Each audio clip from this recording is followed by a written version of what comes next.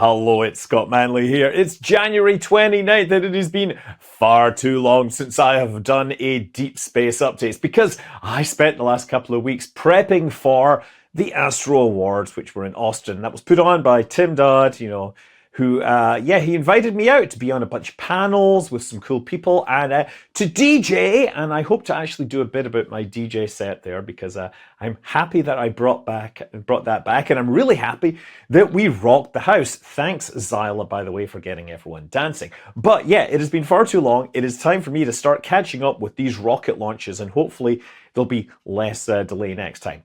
So yeah, 6th of January in China, we had a Long March 3B/E.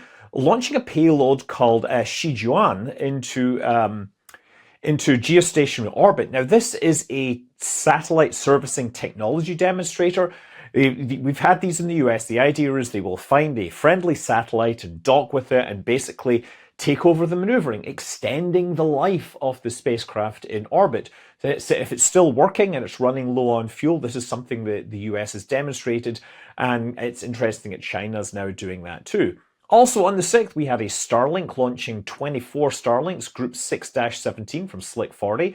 8th of January, another Starlink, 21 satellites, Group 12-11 from Launch Complex 39A. 10th of January, Falcon 9, a Starshield launch from Vandenberg Space Force Base. This USA missions 463 to 483, 21 satellites, NROL 153. This is part of their proliferated architecture. It's mission 7 of 11. 10th of January, also another Starlink, 21 satellites, Group 12-21 out of Slick 40. It is also notable because we had the 25th flight of Booster 1067. 13th of January in China, Jilong 3 launched the Space 1 mission. And this launched from a platform in the LOC. Now, this mission was to launch 10 GNSS, Global Navigation Satellite System, whatever, augmentation satellites. This is supposed to be from a constellation of 160, which I presume will provide augmentation to existing navigation systems for higher precision operation and more resilience, hopefully. 13th of January, Starlink 21 satellites, 12-4 out of Slick 40. 14th of January, we had a Falcon 9 launching Transporter 12 out of Vandenberg. And for this mission, we had Impulse with their stage, and we've been seeing some cool videos of that. Their satellite transport or whatever. D-Orbit launched their Ion. Actually, they launched two. They launched Amazing Antonius and Eminent Emmanuel. They had many, many more satellites going on this. There was also a Varda mission, which was going up to, of course, synthesize some more of their ritonavir, which I think is it's an anti-AIDS, antiviral drug. And but they also carried along a hypersonic experiment for the Air Force, which will be operating during return from space. So that's an interesting thing there. And you might have seen also that there was a YouTuber launching satellites on this. If you want to get your selfie in space, that was that. Anyway, 15th of January, Falcon 9 carrying not one but two lunar landers for commercial companies. Yes, Blue Ghost from Firefly, it's Eclipse mission, and iSpace's Hakuto R. Now, both of these were launched into a translunar injection orbit, it's a highly elliptical Earth orbit, right? And first of all, Firefly was the primary payload. It was the heavier one, and this is Eclipse payload. It was carrying 10 different NASA experiments to Mare Crisium. And the one underneath, so what was happening, that was deployed onto a highly eccentric orbit, and it's been checking itself out in low Earth orbit, and it will be boosting out to the moon soon. Then Hakuto R, which again, it's Japanese one, that was in a payload container below. This has like a little micro rover on it, and this payload or this spacecraft is going to go out via the L1 points, low energy trajectory, and it'll get there in a few months' time. So this was the 100th Falcon 9 launch from KSC Launch Complex 39A. So that's a cool one. 16th of January, New Glenn 1, and we have a whole video on that over there. Suffice to say, it launched. It was very, very blue, what with those methane engines. Blue Ring appears to have got off into the correct orbit and performed successfully. The rocket didn't launch quite as fast as many people expected, and there was definitely a lot of comments about it. And the booster unfortunately failed to land on the barge, and as a result, there will be a small investigation to clear up, make sure everything was okay there. Less than a day later, we had Starship IFT-7 launching out of Boca Chica, of course. And, well, for that, the booster, it did a great job. It boosted back, it descended, and it was caught, and it looked like a more aggressive catch this time. That means that engine 314 is still there, and who knows, may get to fly one more time. Starship, on the other hand, it suffered a fire, and ultimately the engine started failing, and it went and turned into a whole bunch of debris over the Caribbean. And again, I've talked about that. I've got a couple of videos discussing this and discussing the airspace stuff. It was also interesting to note that the first engine that failed on Starship was also the one that had been seen to have a drone strike, which interesting coincidence. But yeah, in the couple of weeks since then, SpaceX have shared lots of videos and pictures of the booster getting caught, but have said absolutely nothing about Starship. And yeah, at Astro Awards, I did ask a few people, and they all were very quiet and wouldn't tell me anything. Because, I mean, you know, they don't want to tell me anything. That's just the nature of things. Anyway, 17th of January, Long March 2D out of Jichuan launched a bunch of satellites into sun-synchronous orbit, leading with Kebab Earth Observation 1, EO1 for Pakistan. So this is like a Earth Resources imaging satellite, and that was a primary payload. But they also carried Tianlu-1, which is an aeronomy satellite. I guess it's like measuring the atmosphere. And Landham-1, which is an oceanography satellite. Now, the booster for this had grid fins, which were used to help control the impact area.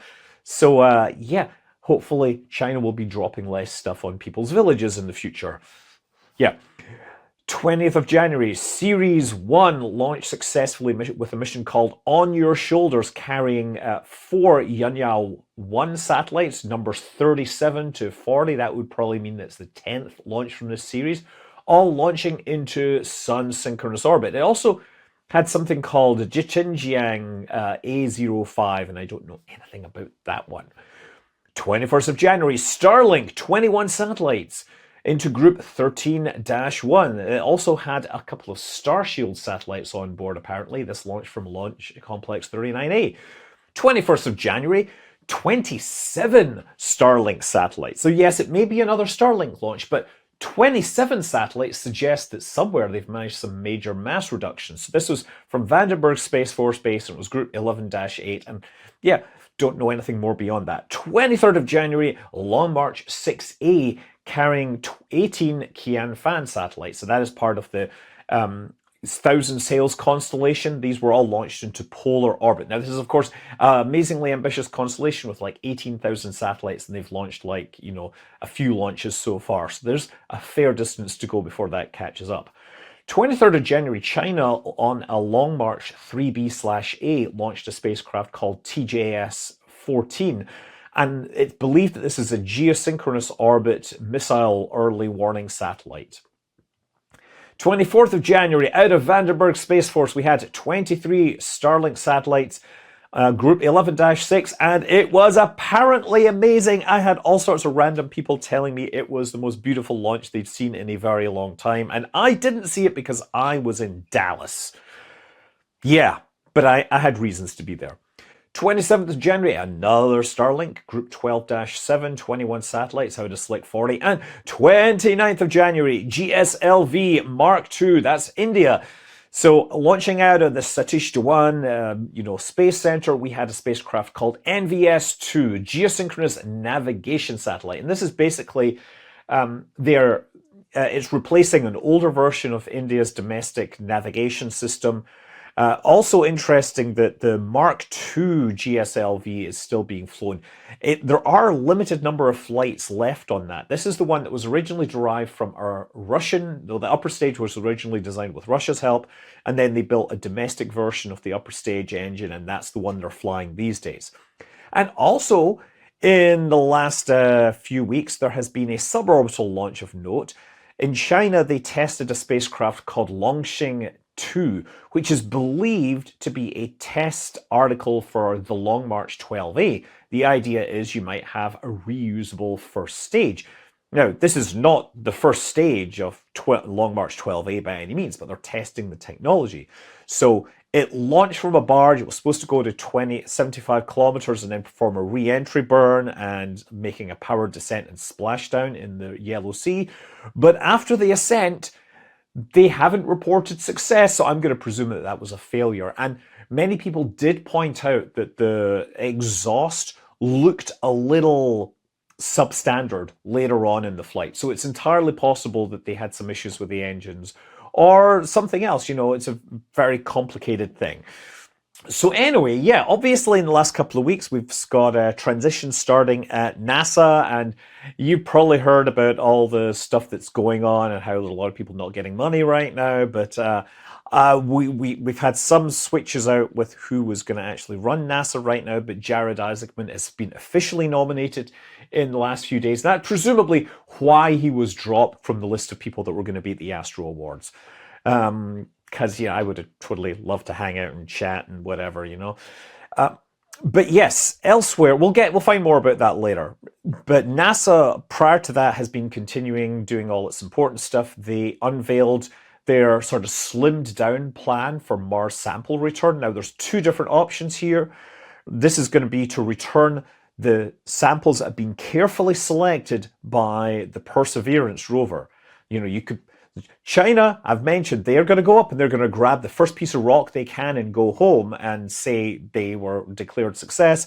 NASA is going to get the better science if they actually do this. So we have two different options that they're considering. And the main way that they've slimmed this down is they've got a smaller, more efficient Mars ascent vehicle, apparently, but I've got no details on that.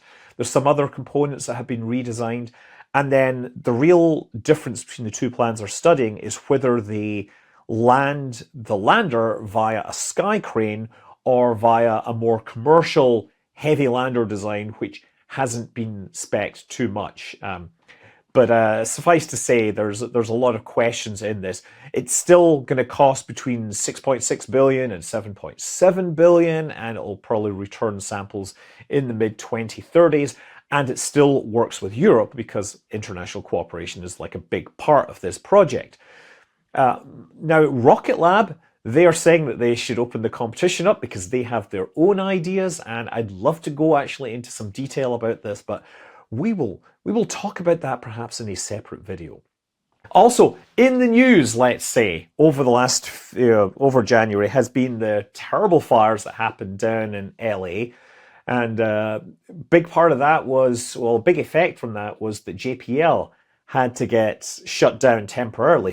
The fires came within like a mile of the facility, but thankfully the wind was blowing the wrong way at that time. So this JPL is currently undamaged, but apparently hundreds of employees have lost their homes, and that's going to be, obviously complicated. It's going to affect a bunch of projects that are coming out of there. Now, on the more business side of things, Stoke Space have managed to raise $260 million for their two-stage, totally 100% reusable rocket. This is going to be obviously a lot smaller than Starship. Some people say it might actually be the right size for the market that's there. This obviously signals a great vote of confidence. They've demonstrated the ability to build a very unique upper stage with a heat shield that's cooled by liquid hydrogen and uses like a ring of engines to control the descent. And they've also demonstrated or been seen test firing a first stage engine. So Stoke Space, based on veterans from a bunch of different new space companies, seem to actually have their stuff together and have been reaping the rewards in terms of investment. And I really can't wait to see them fly more. India proudly announced that they have achieved docking on orbit with their SpaceX mission. They have two little small satellites that were launched last month, and they performed proximity operations. And after they were sure that they knew what they were doing, they eventually moved in and docked, demonstrating this capability for the first time. And they said this is the fourth country to achieve this after US, Russia, China, right? But I'm going to point out that Europe, they built the ATV, the transport vehicle, to the space station, and they performed docking. So it doesn't necessarily make them fourth, but all the same, it's a great achievement. Now, their docking adapter is a subscale version of the IDA, the International Docking Adapter on the space station. So it could potentially be compatible if they scale it up. It's also very similar, likely mechanically compatible with the docking system that is on China's space station. So maybe India puts a scaled up docking adapter on their Gaganyaan spacecraft and they could go to the International Space Station or to any of these, next generation commercial stations. Or maybe they go to China's space station. And I find this especially interesting because, of course, China put their space station in an orbit which was inaccessible to Russia. And so it could well be that India has a leg up on Russia in this respect. Anyway, in Europe, Rocket Factory Augsburg, they announced that they have a launch license to launch from Saxavord Spaceport, which will be great when they actually get a new rocket ready to try launching from the spaceport. Now, obviously, they had a fairly disastrous first attempt. I mean, they got some test firing out of it, but then big fire and boom, boom. But they're presumably getting ready to go again, and I'd really like to see them launch before the end of the year. On the space station, there's now a 4K live stream from Earth coming by a company called Sen. You can go and find them on YouTube and just watch from the front of the station or whatever camera they're running and just see very beautiful, cool footage. Highly recommend it if you just want to have something on in the background, right? So one of the big stories from the last couple of weeks has been the announcement of the detailed analysis of samples brought back from Bennu. And this is way too much to go into here, but they brought back 120 grams of samples and they've been subjecting them to a lot of lab tests in great detail. There's a couple of papers that came out in Nature and Science, and they found evidence that it was a watery process. We find evaporites from briny liquids, such as calcite and halides.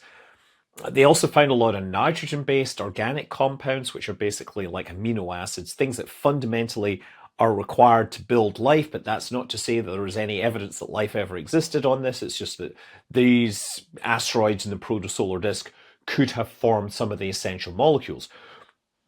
What I find interesting is that they looked at the chirality, that is the rotation of the molecules. Some molecules exist in mirror image versions, and on Earth, everything's left-handed, but on the asteroid, the molecules they found were sort of 50-50 left and right-handed. So that sort of rules out asteroids or some space process for why Earth has sort of been dominated by left-handed molecules rather than right-handed. So anyway, there's a lot more to talk about on that, but it's worth going and taking a look at that. And so while I've got you all here for a deep space update, I kind of want to give a shout out to a project called OCCSat, that's Optical Camera Communications Satellite, and it's basically some people that start out in my Discord, and they've come up with a bright idea of getting rid of a bunch of unnecessary wiring inside satellites and instead having components communicate across the vacuum inside a satellite bus by flashing little LEDs on the board and picking up the light using photosensors elsewhere. And I think that is a brilliant idea, and I think it would be cool if it got checked out. But I'll actually drop the link to the card in the video here, and you can go and check that out if you happen to have a satellite where you're thinking, we have too many wires and it's too heavy and whatever. In asteroid news, we have all been paying attention to asteroid 2024 YR4 because it could force us all to pay attention in December 22nd of 2032. It has about a 1 in 100 chance of hitting the Earth right now, and that probability has slowly risen over the last few weeks. So this asteroid was found in December of last year, and as we've got more and more data, it's clear that the orbit is going to bring it very close to Earth on that date. Now, whether it hits or not, yeah, we still have a 1% chance, but you know, it's getting smaller and it's getting bigger and bigger. Now, to be clear, what happens typically is you have very large uncertainties and the Earth is in the middle. And as we get the orbit determined better, the uncertainties shrink down. And eventually, typically what happens is the Earth ends up outside of this and suddenly the probabilities go to zero. But it could take some time. Now, there is also the added problem that this is a relatively small object. It's like 40 to 100 meters, which means it's like Tunguska sized or bigger. It could mean something like, oh, we have to evacuate this area, which, given that the Earth is mostly got a lot of free space, it might not be a big deal. But because it's small, it's going to be hard to observe.